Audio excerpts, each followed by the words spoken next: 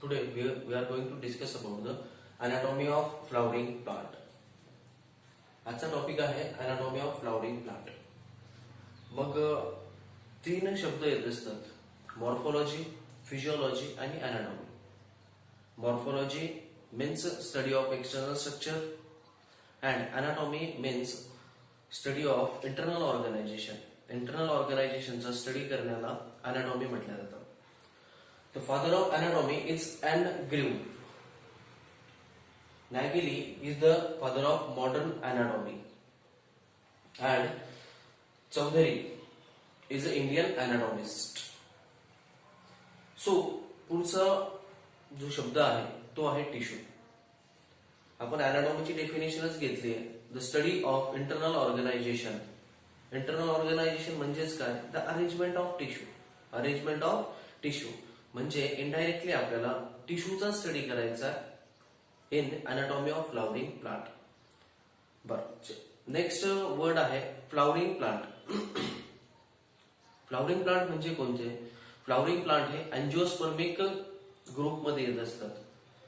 Angiosperm हा plant किंगडमचा सर्वात advance group आहे की ज्याला फुलं येतात. मग याच्या ऐवजी अनाटॉमी ऑफ अँजिओस्पर्म जरी घेतलं तरी तेही सारखंच असेल. Tissue. What is tissue? Tissue is a group of cell. Tissue is the group of cell. हा सेलचा असा ग्रुप असतो की जो ज्या ठिकाणी सेल एकत्र येऊन कुठलं तरी डिफायनाइट फंक्शन प्ले करण्याचा प्रयत्न करतात. अशा ग्रुप ऑफ सेलला आपण टिश्यू म्हणू शकतो. पण याची अजून टेक्निकल किंवा टिपिकल डेफिनेशन जर घ्यायची असेल तर मग group of cell which may be structurally same or different but they have same origin and same function. Tissue हा असा ग्रुप आहे सेलचा की मे बी त्यांचं स्ट्रक्चर वेगवेगळं असू शकेल, साईज वेगळी असेल, शेप वेगळा असू शकतो, पण दोन गोष्टी यांच्यामध्ये कॉमन यायला हव्यात, ओरिजिन आणि फंक्शन. त्यांचं ओरिजिन एकच असायला हवं आणि फंक्शन सुद्धा त्यांनी सारखंच प्ले करायला हवं. तर अशा ग्रुप ऑफ सेलला आपण म्हणू शकतो टिश्यू. मग जेव्हा आपण टिश्यूचं क्लासिफिकेशन करण्याचा प्रयत्न करतो तर firstly they are divided into the two groups. First one is meristematic tissue and second one is the permanent tissue. Meristematic tissue म्हणजे कोणते? मेरिस्टेमॅटिक टिश्यू हे ग्रोथ साठी रिस्पॉन्सिबल असतात. The tissue which are responsible for the growth of plant. प्लांटची growth करायचं काम मेरिस्टेमॅटिक tissue करत असतात. ग्रोथ कशी पॉसिबल होते? Just due to the cell division. यांच्यामध्ये अबिलिटी असते मेरिस्टेमॅटिक टिश्यू मध्ये डिवाइड होण्याची. यामधल्या सेल ज्या आहेत त्या कंटिन्युअसली डिवाइड होत असतात. डिव्हिजन होऊन नंबर ऑफ सेल वाढतो आणि नंबर ऑफ सेल वाढलं म्हणजेच काय पाहायला भेटेल आपल्याला? ग्रोथ पाहायला भेटेल. याचा नेक्स्ट ग्रुप जो आहे परमनंट टिश्यू. परमनंट टिश्यू याच्यामधल्या सेल या मॅच्युअर होऊन जातात. मॅच्युअर होणं म्हणजे काय? दे शोज डिफरन्शिएशन. डिफरन्शिएशनचा अर्थ यांच्यापासून एखाद्या ऑर्गन मध्ये हे कन्वर्ट होऊन जातील किंवा यांच्यापासून एखादा ऑर्गन जनरेट केलं जाईल. मग एखादा ऑर्गन जर जनरेट होतोय तर त्या ठिकाणी परमनंट टिश्यू हे सेल डिव्हिजन शो करू शकत नाहीत. यांच्यामध्ये आपल्याला सेल डिव्हिजन पाहायला भेटत नाहीत. They are of two types. They are again sub divided into two groups, simple permanent tissue and complex permanent tissue. Simple permanent tissue पुन्हा सब डिवाइड केलं जातं तीन ग्रुप मध्ये, पॅरेनकायमॅटस, कोलेनकायमॅटस आणि स्क्लेरेनकायमॅटस टिश्यू मध्ये. आणि कॉम्प्लेक्स टिश्यू जे असतात, कॉम्प्लेक्स टिश्यू मध्ये आपल्याला माहिती आहे की फॉर कंडक्शन ऑफ वॉटर, वॉटरच्या कंडक्शन साठी प्लांटला झायलेमची गरज पडते आणि फूड कंडक्शन साठी फ्लोएमची गरज पडते. So complex tissue came in this group. Complex tissue हे कॉम्प्लेक्स परमनंट टिश्यू या ग्रुप मध्ये येतात. मग टिश्यू काय काम करतात? टिश्यू कोणता रोल प्ले करतात? प्लांटला स्वतःला प्रोटेक्ट करण्याची गरज असते, प्लांटला फूड मटेरियल ट्रान्सपोर्ट करायचं असतं, प्लांटला वॉटर ट्रान्सपोर्ट करायचं असतं, प्लांटला भरपूरशा मेटाबॉलिझम कॅरी करायचे असतात. मग ह्या सगळ्या गोष्टी करण्यासाठी कोणाची मदत होते? टिश्यूची मदत होत असते.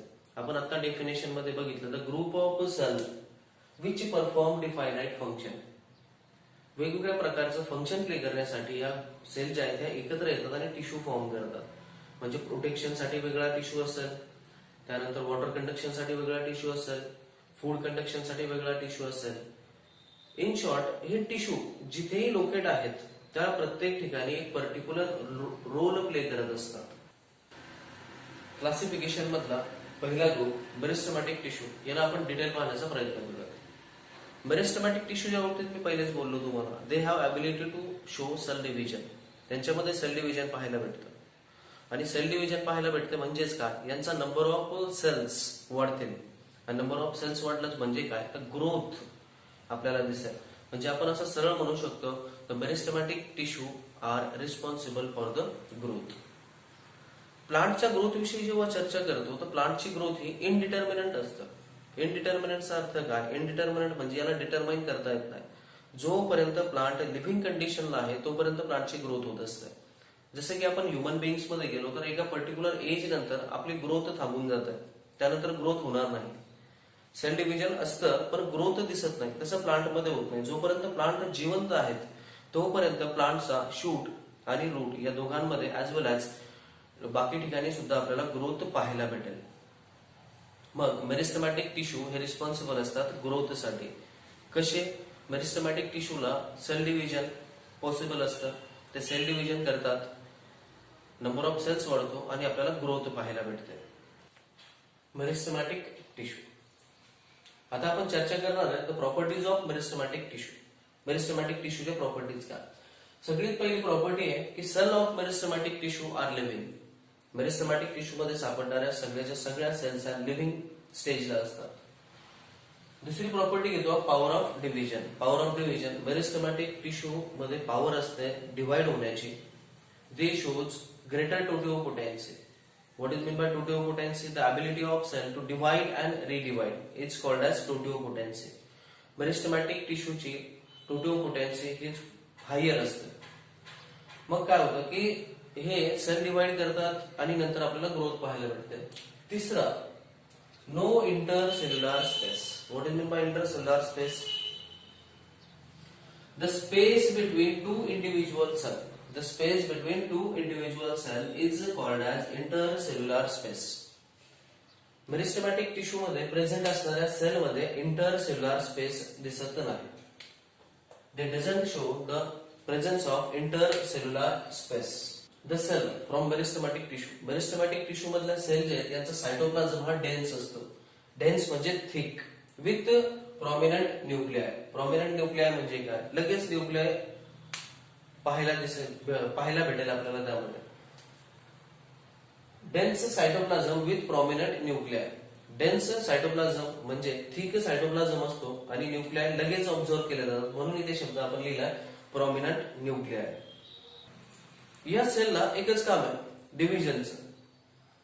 त्यामुळे इथे आपण शब्द लिहिलेत no reserve food material, no endoplasmic reticulum and no plastids. या सेल्स फक्त डिवाइड होत असतात, तर यांना फूड रिझर्वेशन किंवा फूड रिझर्व करायचं काम पडत नाही. दुसरी गोष्ट एंडोप्लाझमिक रेटिक्युलम. एंडोप्लाझमिक रेटिक्युलम संदर्भात जर आपण बघितलं तर endoplasmic reticulum is one of the cell organelle which is able to produce glycoprotein and glycolipid. Which is able to produce glycoprotein and glycolipids. मग यांना ग्लायकोप्रोटीनची गरज नाही आणि ग्लायकोलिपिडची गरज नाही, कारण यांचं काम फक्त एकच आहे. काय काम करायचं यांना, फक्त सेल डिवाइड करायचे आणि ग्रोथ शो करायची. तिसरा शब्द आहे plastids. Plastids stand for colour bodies. Plastid stand for colour bodies. Colour bodies म्हणजे कोणत्या, आपण क्लोरोफिल घेतो प्लांट मध्ये, जो की फोटोसिंथेसिसला रिस्पॉन्सिबल आहे. मग त्याच प्रमाणात different type of chlorophyll as well as xanthophyll and carotene, these are the pigments which are found in to the plants. हे कशासाठी मदत करतात, हे फोटोसिंथेसिस साठी मदत करत असतात. बर, मग ही जी सेल आहे मेरिस्टेमॅटिक सेल, हिला मी पुन्हा तेच आठवण करून देतो तुम्हाला. हिला फक्त एकच काम आहे, डिवाइड करायचं आणि ग्रोथ शो करायची. फोटोसिंथेसिस मध्ये कुठल्याच प्रकारचं पार्टिसिपेशन मेरिस्टेमॅटिक सेलचं आपल्याला पाहायला भेटणार नाही. आता आपण क्लासिफिकेशन कडे वळणार आहे. मेरिस्टेमॅटिक टिश्यूचं क्लासिफिकेशन. यांचं क्लासिफिकेशन आपण 3 बेसिस वरती करत असतो. पहिला आहे on the basis of origin, दुसरा on the basis of position आणि तिसरा आहे on the basis of function. त्यापैकी पहिला ग्रुप आहे on the basis of origin. On the basis of origin मध्ये आपण त्यांना पुन्हा 3 सब ग्रुप मध्ये डिवाइड करत असतो. Pro meristem, primary meristem and secondary meristem. Pro meristem म्हणजे काय? सुरुवातीचे. प्रो मेरिस्टेमॅटिक टिश्यू म्हणजे कोणते? सुरुवातीचे टिश्यू. आता सुरुवातीचे म्हणजे नक्की काय? आपल्याकडे सीड आहे. या सीडला आपण जेव्हा जर्मिनेट करतो, जर्मिनेट केल्यानंतर 2 पार्ट येतात. हा पार्ट म्हणजे प्ल्युम्यूल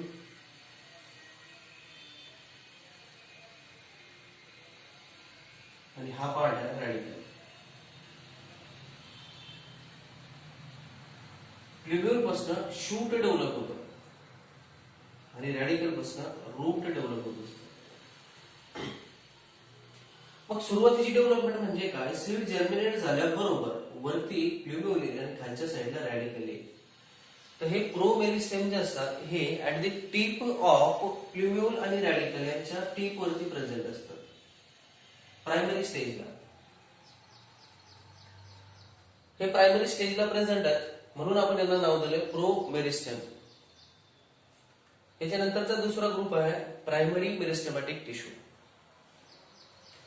प्रो मेरिस्टेमचं डेव्हलपमेंट नंतर प्रायमरी मेरिस्टेमॅटिक टिश्यू मध्ये होत असतं. प्रो मेरिस्टेमॅटिक टिश्यूचं नंतर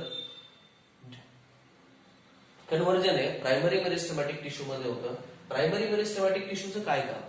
प्रायमरी मेरिस्टेमॅटिक टिश्यू ह्या प्लांटची प्रायमरी ग्रोथ करून देत असतात. Primary growth is done by the primary meristematic tissue. Primary growth म्हणजेच काय? प्ल्युम्यूल आणि रॅडिकल हे सुरुवातीचे पार्ट आहेत. याचं कन्व्हर्जन यांना शूट आणि रूट मध्ये करायचंय. हे काम करतात कोणतं? प्रायमरी मेरिस्टेमॅटिक टिश्यू करत असतात. Leaves formation. त्यानंतर प्लांट सुरुवातीला हाईट वाढवण्यावरती कॉन्सन्ट्रेट होत असतो. प्रायमरी ग्रोथ म्हणजे काय? विड्थ वाढण्यापेक्षा प्लांट कॉन्सन्ट्रेट कशावरती असतो? हाईट वाढण्यासाठी. जेणेकरून हाईट वाढली म्हणजे काय? मॅक्झिमम लाईट ऍब्सॉर्ब करता येईल ऍज वेल ऍज रूट जेवढ्या आतमध्ये जमिनीत जातील तेवढ्यामध्ये काय केलं जाईल की तेवढ्यामध्ये जास्त प्रमाणात पाणी ऍब्सॉर्ब केलं जाईल. मग प्रायमरी मेरिस्टेम जेव्हा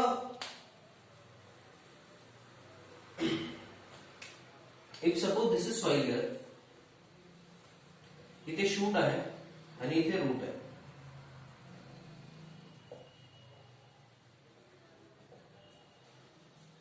इथे मीडियम एअर आणि इथे soil. Roots are penetrated into the soil. Shoots are always positive phototropic म्हणजे यांची वाढ ही लाईटच्या दिशेने होत असते. आणि रूट हे पॉझिटिव्ह हायड्रोट्रॉपिक असतात म्हणजे जिकडे पाणी असेल तिकडे ग्रोथ होत असतात. बरं, आपण जर रेझिस्टन्सचा विचार केला तर शूटला काहीच रेझिस्टन्स नाहीये.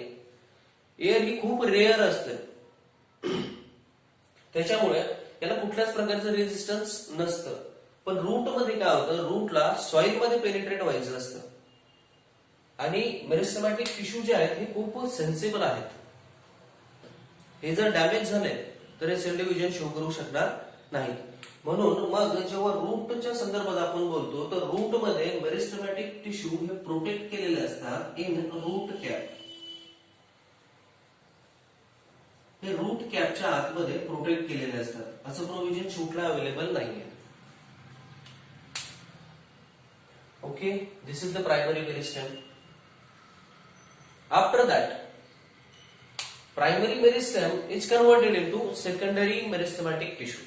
They are converted into the secondary meristematic tissue. आता secondary meristematic tissue हे कॅम्बियम फॉर्मेशन साठी मदत करत असतात. कॅम्बियम म्हणजे काय? तुम्ही एखादं झाड बघितलं असेल त्याचं खूप मोठं खोड होतं किंवा शूट खूप मोठा होता, विड्थ जास्त होती प्लांटची. त्याला कट केल्यानंतर तुम्हाला अशा रिंग्स सापडतात.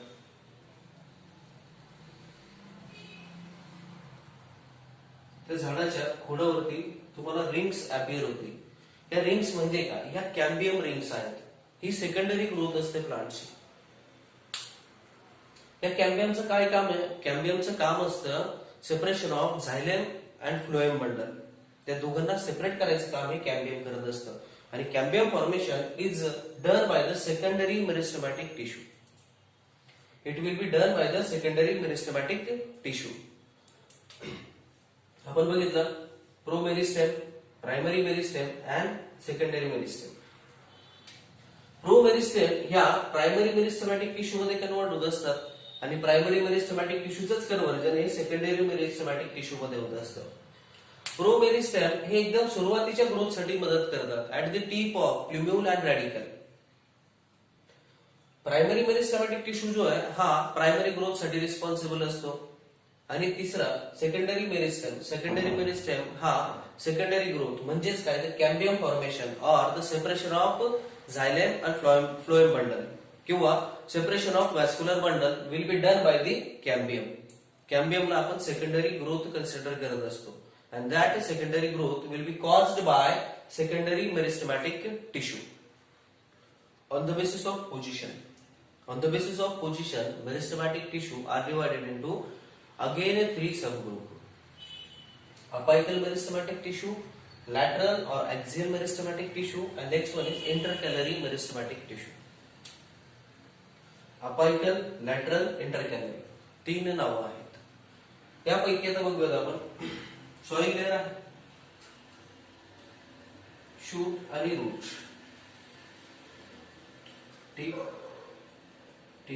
टिप ऑफ शूट आणि टिप ऑफ रूट. अपायकलचा अर्थ होतो तो अपेक्स. अपायकलचा अर्थ होतो apex. They are situated at the tip of shoot and tip of root. They are located at the tip of shoot and tip of root. हे रूटच्या टिपला आणि शूटच्या सुद्धा टिपला प्रेझेंट असतात. इथे हे सेल डिवाइड करतात आणि ग्रोथ शो केले जाते.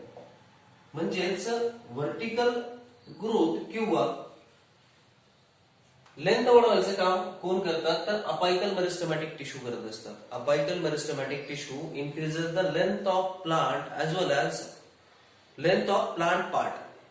आता हे व्हर्टिकल होतं, इट्स ओके. झाड आहे, झाडाला एक फांदी आहे,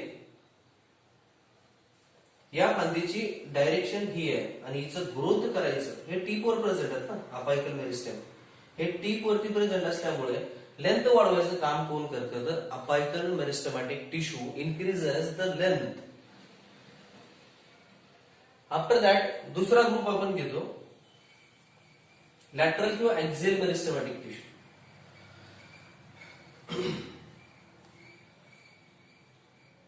आता यामध्ये या डायग्राम वरती जाऊयात आपण.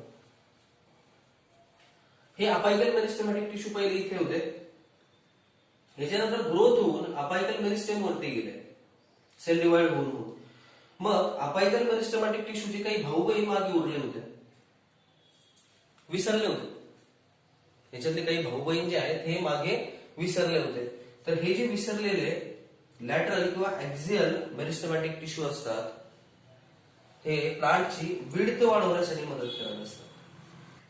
विड्थ वाढवायचं काम कोणाचं? विड्थ वाढवायचं काम आहे लॅटरल किंवा ऍक्झियल मेरिस्टेमॅटिक टिश्यूचं.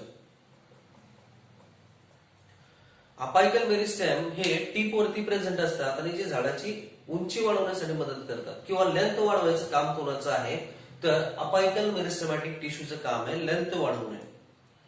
दुसरे लॅटरल किंवा ऍक्झियल हे भाऊ बहिणीचं आहे. अपायकल मेरिस्टेमॅटिक टिश्यू जे उरलेले म्हणजे जे विसरलेले आहेत खालच्या बाजूला ग्रोथ होत असताना भरपूर टिश्यू वरती जातात किंवा मॅच्युअर होतात, पण काही जे उरलेले टिश्यू असतात ते तिथेच राहतात जे मेरिस्टेमॅटिक आहेत. मग अशा टिश्यूला आपण काय म्हणतो लॅटरल किंवा ऍक्झियल मेरिस्टेमॅटिक टिश्यू. आणि मेरिस्टेमॅटिक टिश्यूचा मूळ स्वभाव जो आहे तो आहे सेल डिव्हिजन शो करायचा आणि प्लांटची ग्रोथ करायची. सेल डिव्हिजन शो करायचं आणि प्लांटची ग्रोथ शो करायची. मग आता यांचा जर आपण विचार केला तर हे लेंथ वाढवण्यासाठी काहीच कॉन्ट्रीब्युट करू शकत नाहीत कारण यांच्यावरती परमनंट टिश्यू लोकेट झालेले आहेत. म्हणजे लॅटरल जे आहेत हे परमनंट मध्ये सिच्युएट असतात. मग यांना एकच पर्याय उरतो, लेंथ मध्ये कुठल्याच प्रकारचं पार्टिसिपेशन नाहीये. They increases the width of plant or width of stem. Particularly खोडाच्या बाबतीत जर गेलो आपण तर हे रुंदी वाढवायचं काम करतात, विड्थ वाढवतात प्लांटची. तिसरा शब्द जो आहे आपला तो आहे intercalary. Third word is the intercalary. Intercalary टिश्यूला दोन महत्वाची कामं दिलेली आहेत. पहिला आहे रिजनरेशन आणि दुसरा आहे इलॉंगेशन. तिसरा intercalary meristematic tissue. Intercalary meristematic tissue are situated in the permanent tissue. हे सुद्धा परमनंट टिश्यूच्या मध्ये फसलेले असतात. इंटरकॅलरी टिश्यूला दोन महत्वाची कामं दिली आपण, एक रिजनरेशन आणि दुसरं इलॉंगेशन. एखादा प्लांट पार्ट जर ब्रेक झाला किंवा प्लांट पार्ट जर तुटला तर तो प्लांट पार्ट त्याच्या साईडला दुसरा नवीन पार्ट रिजनरेट करायची क्षमता ही इंटरकॅलरी मेरिस्टेमॅटिक टिश्यू मध्ये असते. हे झालं यांचं पहिलं फंक्शन रिजनरेशन. दुसरं जे आहे इलॉंगेशन, हा महत्वाचा रोल प्ले करतो. इलॉंगेशन म्हणजे काय? आता यामध्ये दोन कन्सेप्ट येतात बघा. पहिल्या आपण थोडस साईडला जाऊया. शुगर केन सर्वांनाच माहिती आहे, शुगर केनचं स्ट्रक्चर असं दिसेल आपल्याला.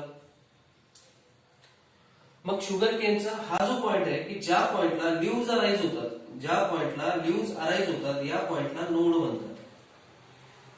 हा खालचा सुद्धा नोड झाला आणि हा मधला जो पोर्शन असतो याला इंटरनोड म्हणतात.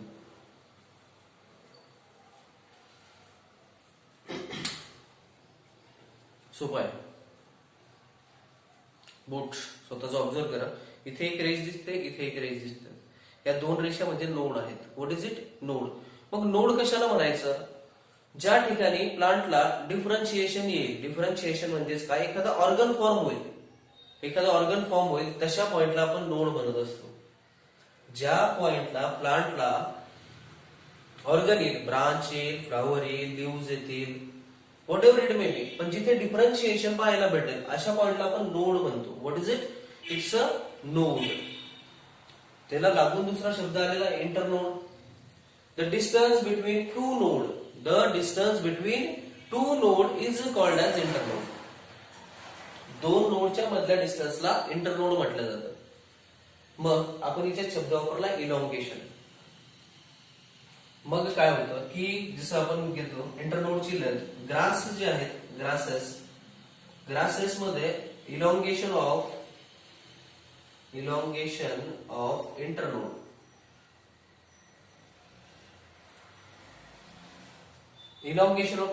हा इंटरनोड जेवढा लांब असेल, जेवढं दोन नोड मध्ये डिस्टन्स जास्त असेल तेवढी प्लांटची लेंथ वाढलेली असते. मग ग्रासेस जे आहेत, ग्रासेस म्हणजे ग्रॅमिनी फॅमिली, या ग्रॅमिनी फॅमिलीचे मेंबर जे आहेत त्यांच्या इंटरनोड मध्ये आपल्याला इंटरकॅलरी पाहायला भेटतात. आणि त्यांच्या इंटरनोड मध्ये हे जे नोड आहेत याच्यामधलं जे डिस्टन्स आहे हे वाढवतात. म्हणजे इंटरनोडची लेंथ वाढवायचं काम कोण करतात? तर इंटरकॅलरी टिश्यू करत असतात. ही ग्रासेस फॅमिलीमध्ये. नंतर आपण जातो की काही ठिकाणी हा लीफ बेस वरती प्रेझेंट असतो. इंटरकॅलरी टिश्यू काही प्लांटच्या लीफ बेसवर पाहायला भेटतात. तर आपण याचं एक्झाम्पल पायलच घेऊ शकतो. काही प्लांट मध्ये हे नोड वरती प्रेझेंट असतात. Intercalary tissue are present on the node. Example mentha प्लांटच्या नोड वरती आपल्याला काय सापडतील? इंटरकॅलरी टिश्यू सापडतील. थोडक्यात आपण आता बघूया. अपायकल मेरिस्टेमॅटिक टिश्यू हे टिप वरती प्रेझेंट असतात. शूट, रूट, लेंथ वाढवायचं काम कोण करतात? तर अपायकल मेरिस्टेमॅटिक टिश्यू करत असतात. यांचेच विसरलेले टिश्यू, मागे राहिलेले टिश्यू म्हणजे लॅटरल आणि ऍक्झियल मेरिस्टेमॅटिक टिश्यू, हे दोघं मिळून काय काम करतात? लॅटरल किंवा ऍक्झियल, दोघांचा अर्थ एकच घेतोय आपण. हे विड्थ वाढवण्याचं काम करत असतात. प्लांटची विड्थ वाढवण्याचं काम कोण करतात? लॅटरल मेरिस्टेमॅटिक टिश्यू करत असतात. आणि तिसरे इंटरकॅलरी meristematic tissue. Intercalary meristematic tissue हे रिजनरेशन आणि इलॉंगेशन साठी काम येत असतात. रिजनरेशन मध्ये एखादा प्लांट पार्ट तुटलाय, त्याच्या साईडला दुसरा पार्ट रिजनरेट करायची क्षमता इंटरकॅलरी टिश्यू मध्ये असते. आणि इंटरनोडचं इलॉंगेशन करायचं काम कोण करतात? तर इंटरकॅलरी टिश्यू करत असतात. जेणेकरून ग्रासेस म्हणजे ग्रॅमिनी फॅमिलीमध्ये त्या प्लांटची हाईट राईज होण्यासाठी कोण मदत करतं? तर इंटरकॅलरी मेरिस्टेमॅटिक टिश्यू मदत करत असतात. तिसरं classification on the basis of function. त्यांच्या फंक्शनच्या याच्यावरती आपण त्याला पुन्हा 3 ग्रुप मध्ये डिवाइड करतो. कुणाला? मेरिस्टेमॅटिक टिश्यूला. मेरिस्टेमॅटिक टिश्यू मध्ये पहिला येतो प्रोटोडर्म, दुसरा असतो पेरिब्लेम आणि तिसरा येतो प्लिरोम. आता यांच्या फंक्शनच्या हिच्यामध्ये आपण यांना काय केलं की यांचं लोकेशन जे आहे, यांचं प्रेझन्स जो आहे तो वेगवेगळ्या टिश्यू सिस्टम मध्ये सापडतो. वेगवेगळ्या टिश्यू सिस्टम म्हणजे कोणत्या, तर प्रोटोडर्म हा इपिडर्मल टिश्यू सिस्टम मध्ये सापडतो. It is present in to the epidermal tissue system. Epidermal tissue system म्हणजे काय, इपिडर्मिसचा अर्थ होतो आउटर कव्हरिंग. इपिडर्मिसचा अर्थ काय होतो, आउटर कव्हरिंग जी असते. इपी म्हणजे वरची, सर्वात वरची लेअर म्हणजे इपिडर्मिस. या इपिडर्मिस मध्ये कोण सापडतील, प्रोटोडर्म सापडतील. इपिडर्मिस मध्ये कोण सापडेल, प्रोटोडर्म सापडतात. आफ्टर दॅट दुसरी जी लेअर आहे, दुसरी लेअर आहे आपली पेरिब्लेम. पेरिब्लेम हे कॉर्टेक्स रिजन मध्ये सापडतात, सेकंड लेअर मध्ये सापडतात. कॉर्टेक्स रिजन मध्ये सापडणारा मेरिस्टेमॅटिक टिश्यू कोणता, पेरिब्लेम. पेरिब्लेम काय करतात, तर पेरिब्लेम हे कॉर्टेक्सला ग्रो होण्यासाठी मदत करत असतात. आणि कॉर्टेक्सचा मेजर रोल आहे की हा मेकॅनिकल स्ट्रेंथ किंवा मेकॅनिकल सपोर्ट प्रोव्हाइड करायचं काम करतो. कोण, पेरिब्लेम. तिसरा ग्रुप जो आहे प्लिरोम. प्लिरोमलाच आपण अजून एक शब्द वापरून घेऊ शकतो किंवा वापरात आणू शकतो आपण. तो शब्द म्हणजे प्रोकॅम्बियम. हा शब्द सुद्धा वापरला जातो आणि ही प्रेझेंट असते कुठे तर स्टेल मध्ये. आता बघा एक डायग्राम काढतो. ही वरची लेअर आहे. What is it, it's a outer most layer. हिला आपण इपिडर्मल टिश्यू सिस्टम म्हणू शकतो किंवा इपिडर्मिस म्हणतो. इपिडर्मिस. इपिडर्मिस मध्ये कोण प्रेझेंट आहे, इपिडर्मिस मध्ये प्रोटोडर्म प्रेझेंट आहेत. इपिडर्मिस मध्ये प्रोटोडर्म प्रेझेंट आहेत. ओके. आफ्टर दॅट सेकंड हा जो रिजन दिसतो आपल्याला राऊंड राऊंड केलेला, याला आपण कॉर्टेक्स म्हणतो. कॉर्टेक्स मध्ये कोण प्रेझेंट आहे, कॉर्टेक्स मध्ये पेरिब्लेम प्रेझेंट आहेत. आणि हा जो आतला पोर्शन दिसतोय हा, याला म्हणायचं स्टेल. स्टेल मध्ये कोण प्रेझेंट आहे, स्टेल मध्ये प्लिरोम प्रेझेंट आहेत. स्टेल मध्ये कोण सापडतं, स्टेल मध्ये प्लिरोम सापडतात किंवा प्रोकॅम्बियम म्हणू शकतो. मग स्टेल काय, या स्टेल मध्ये तीन गोष्टी येतात. पेरिसायकल, व्हॅस्क्युलर बंडल आणि पीक.